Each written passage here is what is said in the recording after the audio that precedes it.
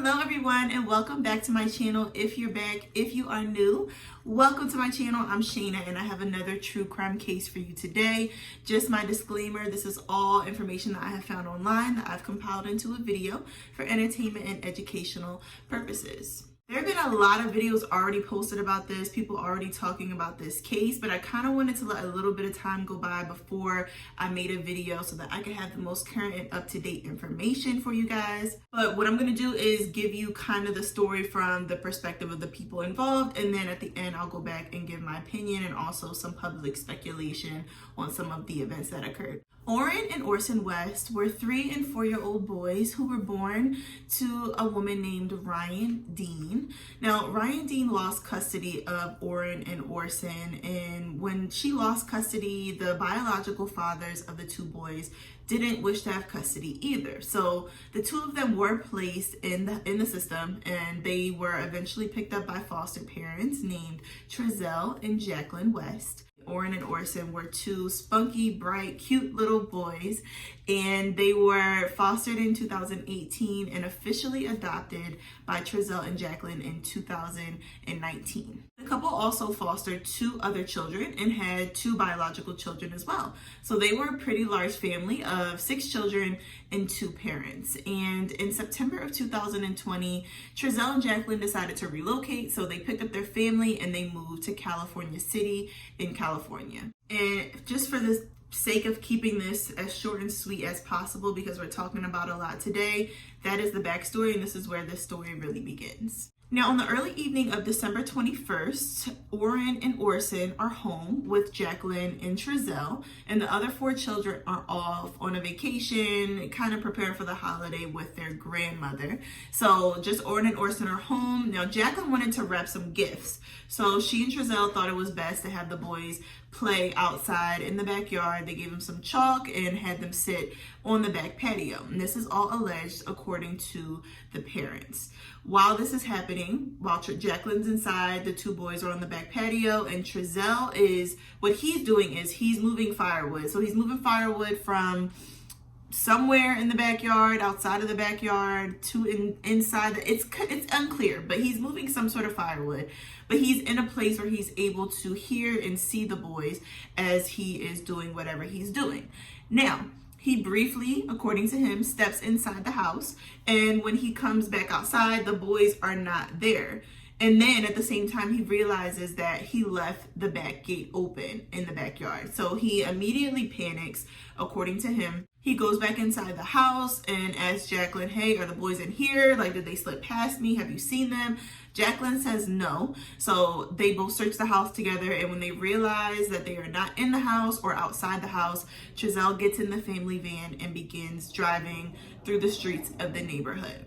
Not much time passes when he realizes that he is not going to be able to find them, so he then calls the police to file a missing persons report for ORRIN and ORSON. Something that is very interesting is that the chief of police in California City did a public press conference kind of thing and said that none of the neighbors had ever seen ORRIN and ORSON. So from the time that they moved there, from September to December, 3 months went by, none of the neighbors ever reported seeing these 2 boys, the 3 and 4-year-old, living in this house, coming and going, playing outside, nothing. So that's something important to think about. I will revisit that towards the end of the video, but I'm gonna leave that with you for a second. The night of the 21st, after Trezell reported the boys missing, search efforts began. So police as well as volunteers began looking around the neighborhood, looking for the 2 boys. They figured they couldn't have been far. Their teeny tiny little legs couldn't have gotten them that far. So that's where they initially started the search. In addition, police also issued a search warrant around this time, I think a couple days after, for the household of the Wests. They confiscated their technology, their cell phones, they took bags of evidence out, and they also towed away the family van. So all for evidence. And as far as we are aware, the parents have been cooperating with the police throughout this entire investigation. Something that was very interesting to me when I was doing my research on this was that police dogs, the K9 unit, came in to search for the scent of the boys, and they found the scent inside of the family home, but not outside of the family home where Trezell alleged that they were playing with chalk outside. Now, the neighborhood kind of started getting crazy in the sense of like crazy dedicated to finding ORRIN and ORSON. They were serious about this, and they were, you know, one of the mothers in the neighborhood had said, this isn't the first time a child is going missing. So all the mothers feel it's our responsibility to find these two little boys. They got mad pretty quick. There were neighbors outside of the West household screaming, where are the boys? Where are the kids? According to Trezell, there were neighbors vandalizing, breaking into their home. And the neighbors couldn't really understand why Trezell and Jacqueline weren't more involved in the search efforts, right? So they were confused. Trezell and Jacqueline weren't out. You know how if your kid goes missing, chances are you're going to be the first person outside before the police. That's what most parents would do, right? But they weren't doing that. So the neighbors were very quickly beginning to speculate. And one thing that Trezell said was the police told them that they didn't really have to go out and investigate that. There were enough people, enough hands on deck already. And they didn't have to bother going out to search for their kid. I don't care how many hands are on deck. If my kid is missing, I'm the first person to get there and the last person to leave.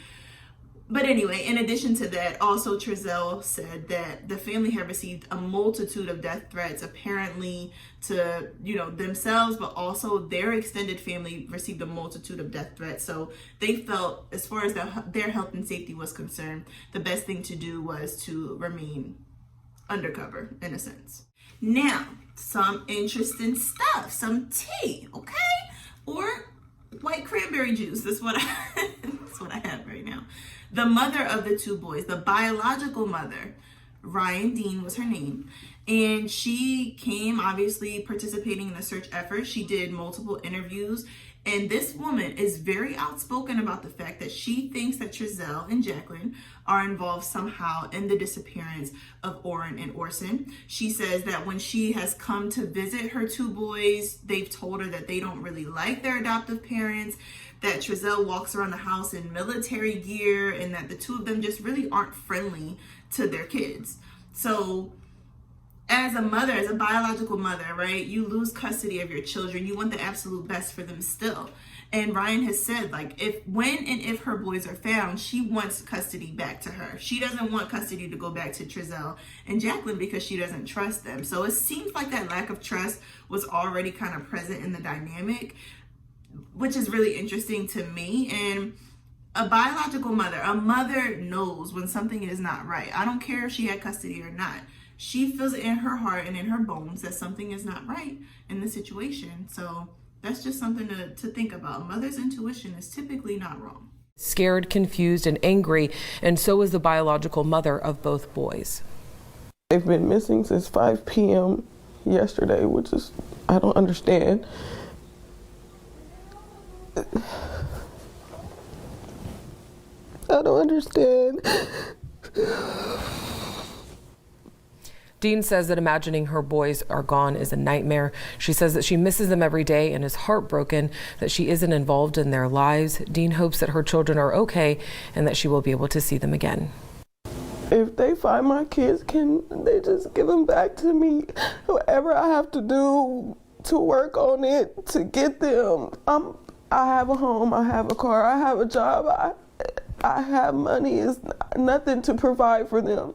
I come from a good background, as you can see, and I don't understand. I just want my babies. If they find them, just give them back to me, please.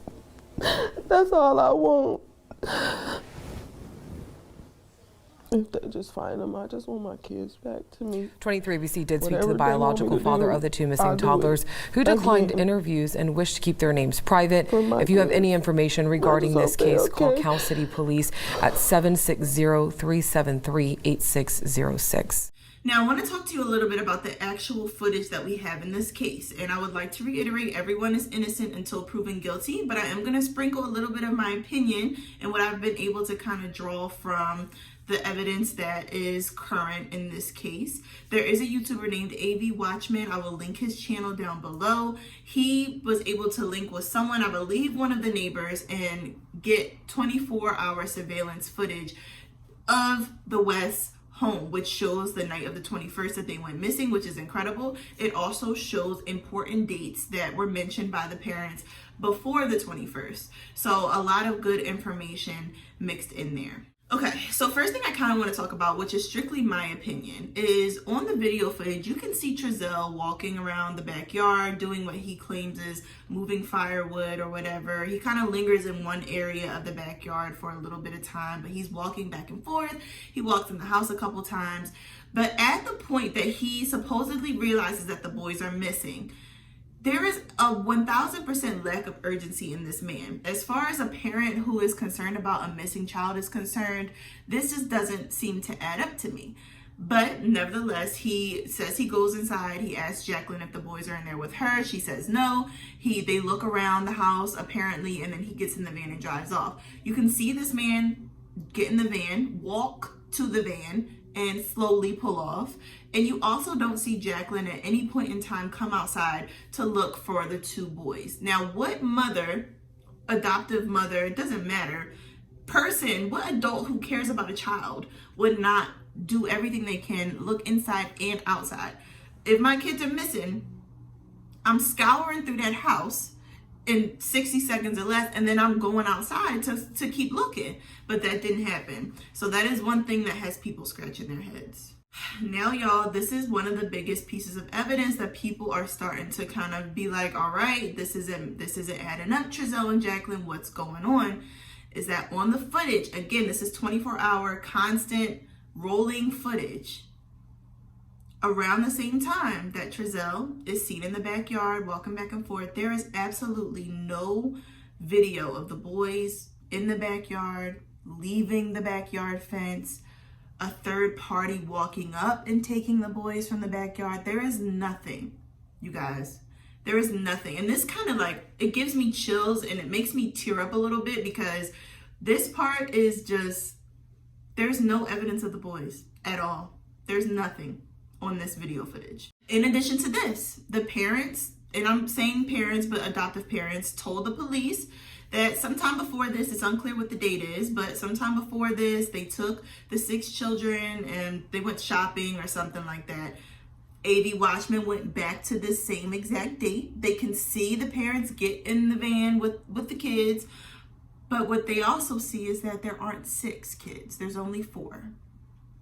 ORRIN and ORSON are not anywhere to be seen on this surveillance footage at the time that the parents said that all 6 of the kids went with the 2 of them to go shopping. So that's something else. Look, I don't know. Everybody's innocent until proven guilty, but this is a lot. This is a lot. And also to touch on again about how none of the neighbors had ever seen ORRIN and ORSON. Now, I know everybody has some nosy neighbors. At least one of your neighbors is gonna know what the scoop is around your house. So if none of the neighbors had ever seen either of the 2 boys playing in the front yard, coming and going with the parents or the other kids, there's something not right there. So people are speculating that maybe Trezell and Jacqueline, there's something happened at the home that they lived in prior to September.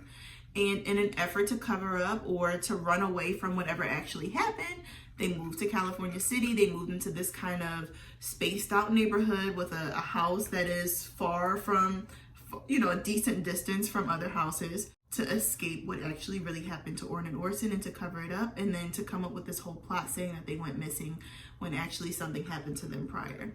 A lot of people feel like that is a reasonable explanation for all of the inconsistencies in this case.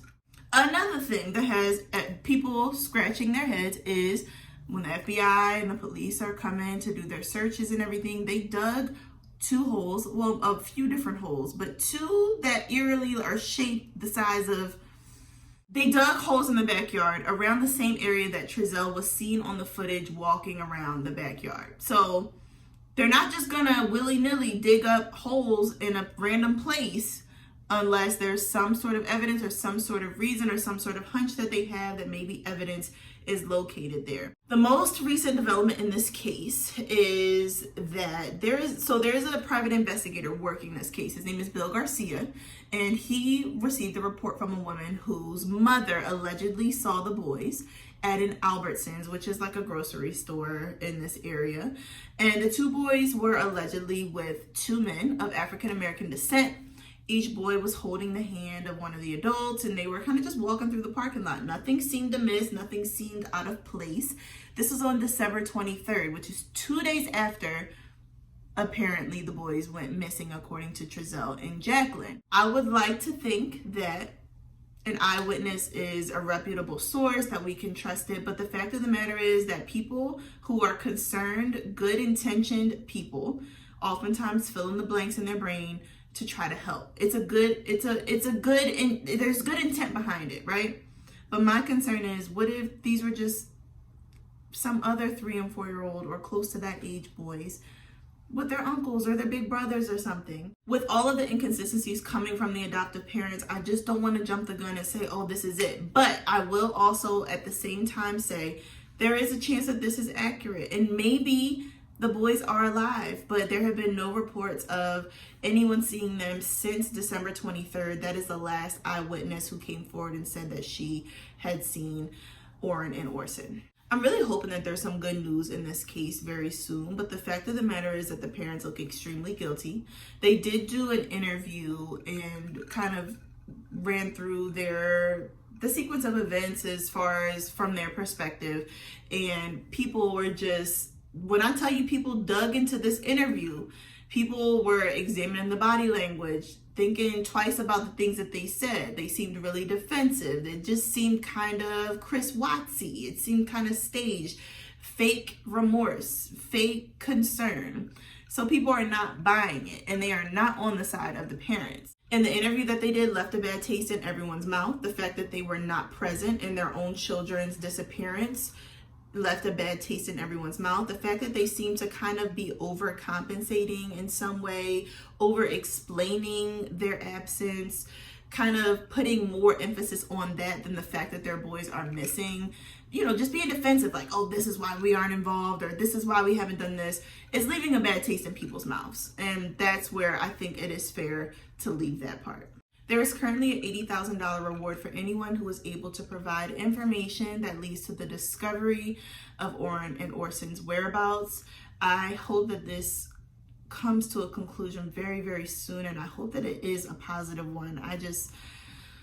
It gives you chills, because 3 and 4 year old kids don't just go missing from their homes. Something bad, really bad happened here, and I'm hoping that they are found alive and well somewhere, and this is all just a big misunderstanding, and we can all take a sigh of relief. But if you know any information, or if you have any information involving the whereabouts, or if you have any tips or leads, or if you've heard anything, I will put the information down below of who you can contact to inform about anything you may have heard, literally anything. If you know anything, please call it in, because you never know what could help. But I think it's safe to say that that's where I will leave this video. This was a requested video by one of my subscribers, so thank you so much.